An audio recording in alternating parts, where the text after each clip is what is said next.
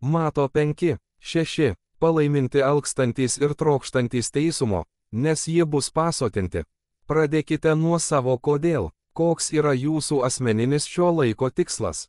Kai pasninkaujame dėl atgaivinimo, skirkite laiko nustatyti, kokiais būdais jūs asmeniškai norite, kad Dievas jūs dvasiškai atgaivintų per šį pasninką. Paprašykite Dievo, kad per šį pasišventimo jam laiką jis jūs sustiprintų ir kalbėtų jums konkrečiais būdais. Pasirinkite badavimo metodą. Yra keli būdai, kaip galima pasninkauti. Svarbiausia rasti būdą, kaip dalį įprastos rutinos ir apetitų pakeisti viešpaties paieškoms skirtų laiku. Turėtumėte pasninkauti taip, kaip, jūsų manimų, Dievas jūs veda ir atsižvelgti į visas mitybos ar sveikatos sąlygas, kurios gali turėti įtakos jūsų sprendimui. Štai keletas pasninko būdų. Vienas visiškai greitai. Visiškas pasninkas. Pasninko metu vartojami tik skysčiai. Gerkite vandenį ir sultis. 2 Danieliaus pasninkas. Susilaikykite nuo mėsos, saldumynų ir duonos. Gerkite vandenį ir sultis. Valgykite vaisius ir daržoves. 3 iš dalies greitai. Danieliaus pasninkas arba bent vieno maisto produkto. Atsisakymas. 4 greitas ne maisto produktų vartojimas. Pasirinkite ką nors, ką paprastai darote, atsipalaidavimui, pramogai ar malonumui, ir pakeiskite tai laiku, praleistu. Ieškant viešpaties, pavyzdžiui, socialinė žiniasklaida, televizija, filmai, vaizdo, žaidimai, socialiniai renginiai, apsipirkinėjimas ir t. Pasiruoškite dvasiškai, kad pasninkas būtų naudingiausias, pasiruoškite savo protą ir dvasią šiais būdais. Kiekvieną pasninko dieną skirkite laiko 15 rang 60 min, kad naudodamiesi šiuo vadovu ieškotumėte Dievo maldoje ir jo žodyje. 2 Nustatykite, kur praleisite šį laiką. Įsitikinkite, kad turite ramią vietą, kur jūsų niekas netrukdys. 3 Kiekvieną pasninko dieną planuokite vesti savo minčių, apmąstymų ir įkvėpimo dienoraštį. Izaijo 58, 6 rang 9.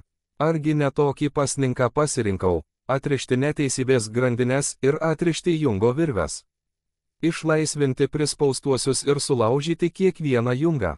Argi tai nėra dalytis maistu su alkstančiaisiais ir suteikti pastogę vargšams klajokliams pamačius nuogus, juos aprengti ir nenusigręžti nuo savo kūno ir kraujo. Tuomet tavo šviesa prasiverš kaip aušra ir greitai pasirodys tavo išgydymas, tuomet tavo teisumas eis pirma tavęs, o viešpaties šlovė bus tavo užnugaryje. Tuomet šauksitės, ir viešpats atsilieps, šauksitės pagalbos, ir jis atsakys. Aš esu čia. Pasninkas į mūsų gyvenimą įneša Dievo patepimą, kuris atriša vergijos jungą. Ar mūsų gyvenime yra kas nors, ką reikia sulaužyti, kas nors, kas mus valdo, kad mums reikia proveržio? Malda. Tėv, dėkoju tau už šiandienį tavo žodį.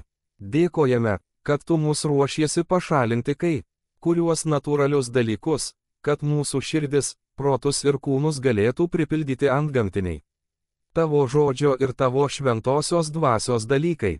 Viešpatie, mes klausomės, tu turi mūsų ausis, kviečiame tave įeiti, šventoji dvasia, parodyk mums, ką daryti, kaip galime mokytis, ir kartu pasilenkti prie šios pasninko ir maldos praktikos. Mes norime aiškumo, kai tu pakelsi karo miglą nuo mūsų protų ir dvasių, padėk mums daugiau bendrauti su tavo dvasia ir tavo žodžiu, suteik mums savo malonę, Jėzaus vardu. Amen. Bridge Church Fredericksburg pastorius Jimmy Pruitt 2023 sausio 14 d. Nesilenkite, stovėkite. Vizija 2024. Remtis Dievo žodžiu drebančios kultūros akivaizdoje.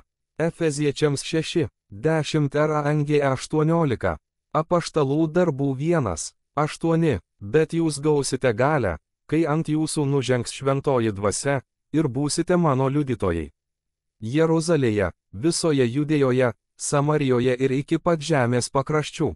Mato 28, 19:20. Tad eikite ir padarykite mano mokiniais visų tautų žmones, krikštydami juos vardan Tėvo ir Sūnaus, ir Šventosios Dvasios, ir mokydami juos klausyti visko, ką esu jums įsakęs. Ir tikrai, aš esu su jumis per visas dienas iki pasaulio pabaigos. Tai yra mūsų įgaliojimas. Mes jau žinome, kokia yra mūsų vizija, bet yra vizijų, kurios yra įtrauktos į kitas vizijas, ir tai yra tai, kur mes einame kaip bažnyčia. Jono 15:16 rašoma: Jei nepasiliekate manyje, jūs panašūs į šakelę, kuri išmetama ir nudžiūsta, tokios šakelės surenkamos, metamos į ugnį ir sudeginamos. 1983 pasaulis buvo visai kitoks nei dabar. Daugelyje šalies vietovių homoseksualumo klausimas vis dar buvo tylus, apie jį nebuvo kalbama. Neturėjome nė vieno politiko, kuris viešai persirenginėtų. Jei jie tai ir darė, tai slapta. Jie nebuvo demonstruojami Baltųjų rūmų kabinete, kad pasaulis pamatytų, kokie silpni esame kaip tauta, kur ne tik pasilenkėme į kairę, bet ir nužengėme tiesiai nuo skardžio. 1983 to nebuvo. Nebuvo pastorių ir bažnyčių, kurios pasidavė kultūrai ir sakė: viskas gerai, viskas galima tos pačios lyties santuokos, pakeiskite savo tapatybę iš žmogaus į katę arba iš berniuko į mergaitę. Bažnyčios dar nebuvo nuėjusios šiuo keliu. Tai buvo 1983, o dabar yra 2024 ir yra dalykų, kurie krypsta ir krypsta taip toli, kad kažkuriuo metu jie nuvirs, įžengdami į šiuos naujus metus ir žvelgdami į pasaulį, kuris dreba, arba 5 minutės skaitydami naujienų kanalą, vis grįžtame prie minties stovėti. Izaijo 54:2. Išplėskite savo palapinės vietą, plačiai ištieskite savo palapinės užuolaidas. Nestabdykite, pailginkite savo virves, sutvirtinkite savo kuolus, laikas plėstis išeiti. Efeziečiams 6:13 ir Angė 18. Todėl apsivilkite visą Dievo ginkluotę, kad, atėjus piktajai dienai, galėtumėte atsilaikyti ir viską padarę atsilaikyti. Tad tvirtai stovėkite, užsijuose tiesos diržą, užsidėję teisumo šarvus, o jūsų kojos turi būti pasiruošusios, kaip taikos evangelija. Be viso to, pasiimkite tikėjimo skydą, kuriuo galėsite užgesinti visas liepsnojančias piktojo strėles. Pasiimkite išgelbėjimo šalmą ir dvasios kalaviją, kuris yra Dievo žodis. Ir melskitės dvasioje visomis progomis su įvairiausiomis maldomis ir prašymais. Turėdami tai galvoje, būkite budrus ir visada nuolat melskitės už visą viešpaties tautą. Jokūbo 1:5 ir Angė 8. Jei kam nors iš jūsų trūksta išminties, prašykite Dievą, kuris visiems dosniai duoda be kaltės, ir ji jums bus duota. Bet kai prašote, turite tikėti, o ne abejoti, nes tas, kuris abejoja, panašus į jūros bangą, blaškoma ir blaškoma vėjo.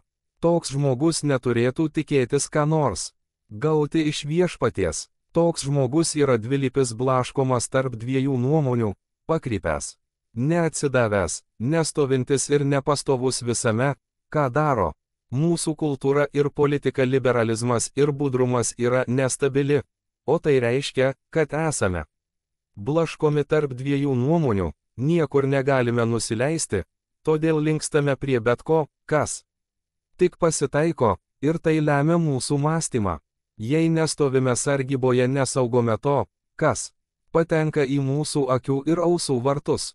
Tada tapsime imlesni visiems dalykams, kuriuos į mus bando įpiršti mūsų kultūra, tiems dalykams, kuriuos pasaulis ir oro jėgų kunigaikštis naudoja mums indoktrinuoti.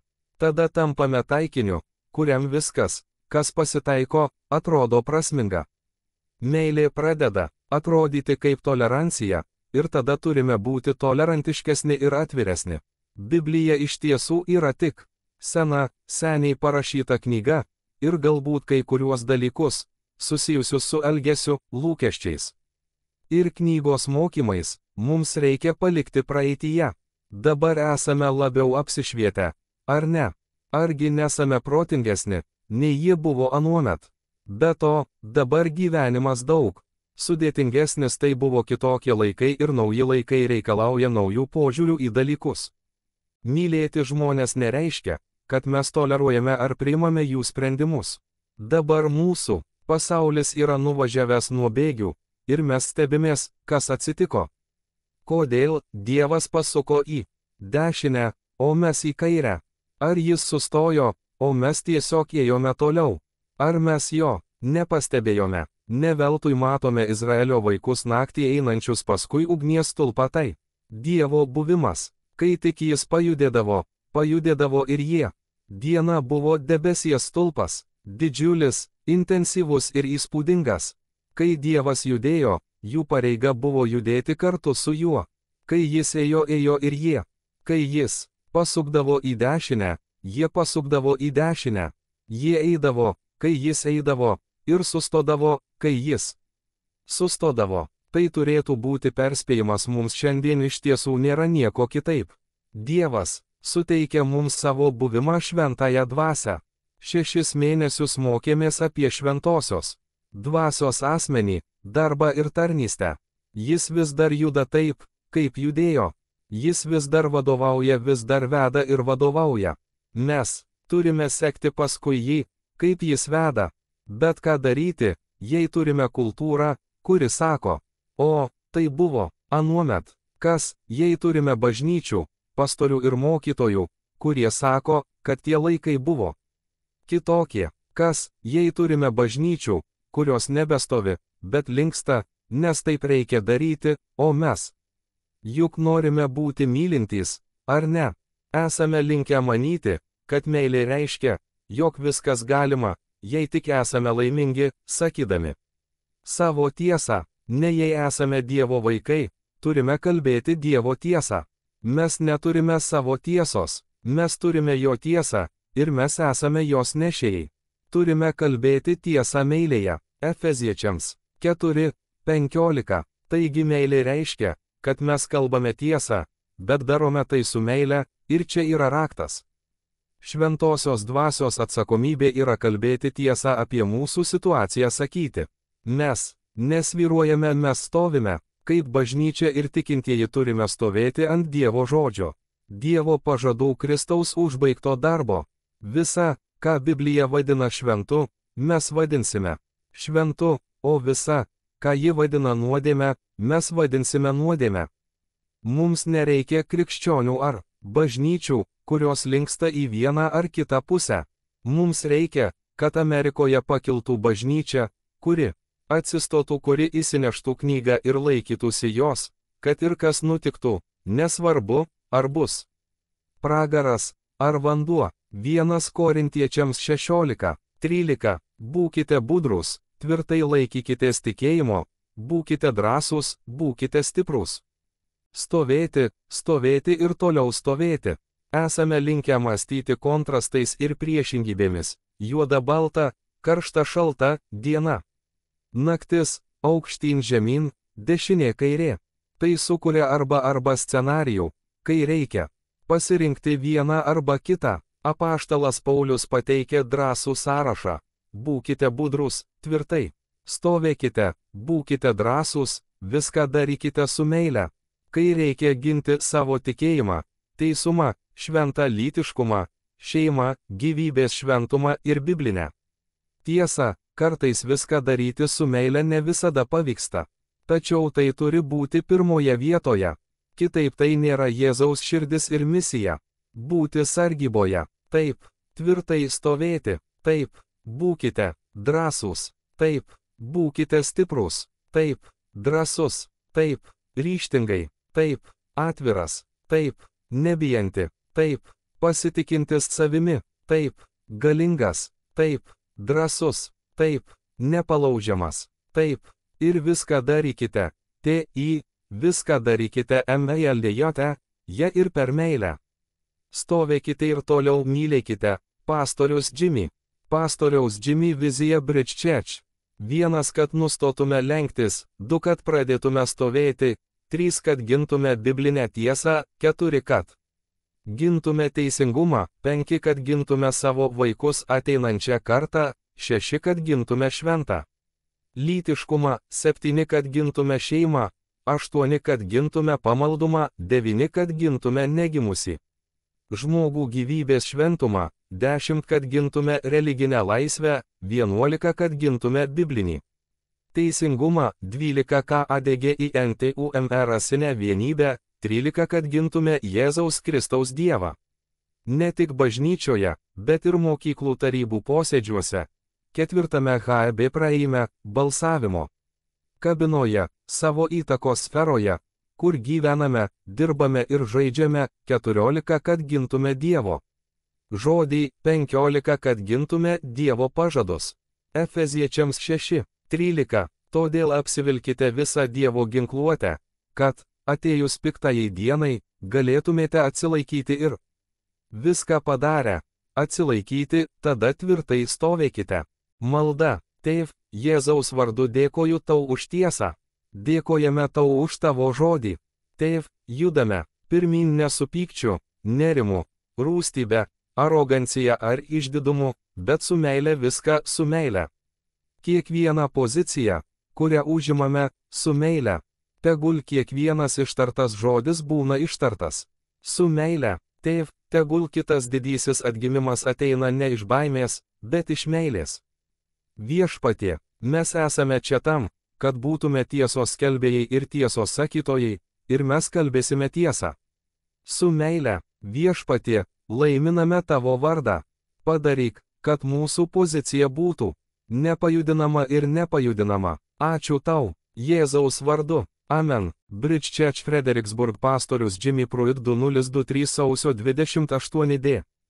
Protų karai, pergalė proto mūšyje. Patarlių 23:7 yra labai tikras priešas, kuris siekia jūsų proto.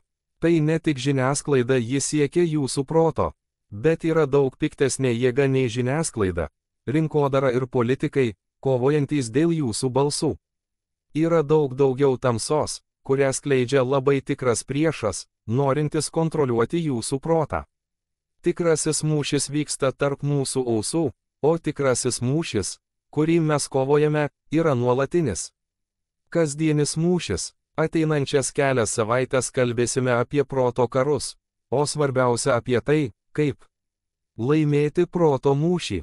Visi norime laimėti šį karą, tai tikras karas. Daugeliui iš mūsų, televizoriaus žiūrėjimas yra atpalaiduojantis ir patogus būdas praleisti vakarą. Tačiau per pastaruosius 10 metų didžiuosiuose televizijos tinkluose ir kabelinėse televizijose reikalai šiek tiek pablogėjo, ir tikriausiai pastebime, kad daug dažniau žiūrėdami laidas nusukame žvilgsnį į šalį arba greitai persukame jas į priekį. Galbūt klausėme savęs, kodėl mes tai darome, ar televizija tikrai yra blogis. Nebūtinai, ar nėra ir gerų dalykų, kartais tai ne ta viena laida, o kiti triušių takai, kuriais einame ir kurie mus nuveda į tam tikras vietas. Atsitinka taip, kad netyčia mūsų protas, mūsų siela, mūsų dvasia gauna visus šiuos signalus, kurie ateina į mūsų pusę. Laikui bėgant tai po truputį pradeda mus nualinti, ir tai, ką prieš 10 metų laikėme amoraliu ir bedievišku, dabar žiūrime įprastai. Kodėl? Nes tai pribloškia ir ateina taip greitai ir dažnai, kad mes tiesiog prie to priprantame. Laikui bėgant ima judėti ribata mūsų gyvenimo skiriamoji vieta, kuri kažkada sakė, aš ten neisiu, bet kai ta riba ima judėti, jūs šiek tiek pajudate kartu su ja, ir staiga jūs ima linksminti tai, kas yra kitos šeimos tragedija, žmogžudystė, seksualumas ir nusikaltimas. Tai turėtų mus neraminti, bet ką daryti? Nusikratome to ir einame toliau, arba galime nuspręsti susigrąžinti savo laiką ir protą, kurį atidavėme kultūrai. Tiesa ta, kad jei ką nors žiūrime vis iš naujo ir iš naujo, tai mus veikia. Kodėl? GIGO šiukšlės įeina šiukšlės. Išeina, bet ateina momentas, kai turime išnešti šiukšles. Kiekvienas iš mūsų, eidamas su Jėzumi, galime priimti sprendimą ir įsitikinimą, kam skiriame savo laiką ir dėmesį. Tačiau jei nebūsime atsargūs, savo mintis atiduosime kam nors kitam ar kam nors kitam. Protų karai, kurie vyksta tarp mūsų ausų. Šie karai yra mūsų gyvenimo druska, ir niekas kitas negali mums už juos atsakyti, tik mes patys. Esame savo proto ir minčių sargai. 2 Timotiejui 1:7 NKJV. Nes Dievas davė mums ne baimės dvasią, bet jėgos, meilės ir sveiko proto dvasią. Dievas mums suteikė gebėjimą gerai mąstyti ir tiesioginę prasme valdyti tai, kas vyksta tarp ausų. Tai Dievo dovana, kad mes esame savo proto sargai. Apie šį vykstantį karą 1995. Joyce Meyer parašė knygą Proto mūšio laukas. Turėtume ją perskaityti ir paskui dažnai perskaityti iš naujo. Tai viena geriausių knygų apie tai, kaip tai, ką galvojame, veikia tai, ką sakome, ką darome ir kaip elgiamės. Patarlių 23:7 NKJV. Nes kaip žmogus galvoja savo širdyje, toks jis ir yra. Tai buvo parašyta atsižvelgiant į 6 eilutę, kurioje sakoma: nevalgykite šykštuolio duonos ir nevalgykite jos skanėstų kas nors, kas yra pigus arba šykštus intrigantas. Klastūnas. Žodis masto pažodžiui reiškia skaičiuoti kaip šykštuolis, įvertinti vertę, būti vartų. Sargu saugoti vartus. Mūsų protai turi vartus. Yra akių vartai, burnos vartai, ausų vartai. Patarlių 4:23 NLT. Labiau už viską saugok savo širdį, nes nuo jos priklauso tavo gyvenimas. Mes tampame tuo, į ką žiūrime, tuo, ką apmastome, su kuo praleidžiame daugiausiai laiko. Į ką žvelgiame, kas labiausiai traukia, į ką labiausiai žiūrime, ką labiausiai įsileidžiame pro vartus. Jei nesaugome vartų, tai tie dalykai, kuriuos įsileidžiame, sukelia mumyse toks yra. Jis, kaip žmogus galvoja savo širdyje proto, valios ir emocijų buveinėje, arba kaip galva. Taip ir kūnas, apie ką galvojame, tą ir sukursime. Vartų sargas būdamas savo proto sargas, turite apskaičiuoti ir įvertinti dvasinę, šventą ir amžiną minčių, kurias galvojate, vertę, nes tai, ką darote su savo mintimis, lemia, kas esate ir ką darysite. Jūs esate savo proto vartų sargas. Neturėtume būti šokiruoti, kai žmonės elgesi taip, kaip jie elgesi, nes žinome, kad tai buvo jų širdyje. Kaip žmogus galvoja savo širdyje, toks jis ir yra. Mes matysime, kaip tai pasireiškia kiekvieną dieną mūsų gyvenime. Tai, kuo save pripildome, yra būtent tai, ką išleidžiame. Mes esame savo minčių sargai, niekas kitas negali jų saugoti, tik mes patys. Dievas mums davė tai, o taip pat gebėjimą pasakyti. Nustok arba pasakyti, išeik tam, kas jau yra. Ne visada galime kontroliuoti tai, ką galvojame, bet galime kontroliuoti tai, ką darome su tuo, ką galvojame. Mintys kyla mums visiems, bet galime kontroliuoti, kurios iš jų lieka, ir didelę dalimi galime kontroliuoti tai, kas apskritai ateina į mūsų mintis. Pasiek mintį, pjauk veiksmą, pasiek veiksmą, pjauk įprotį, pjauk įprotį, pjauk charakterį. Pjauk charakterį, pjauk likimą,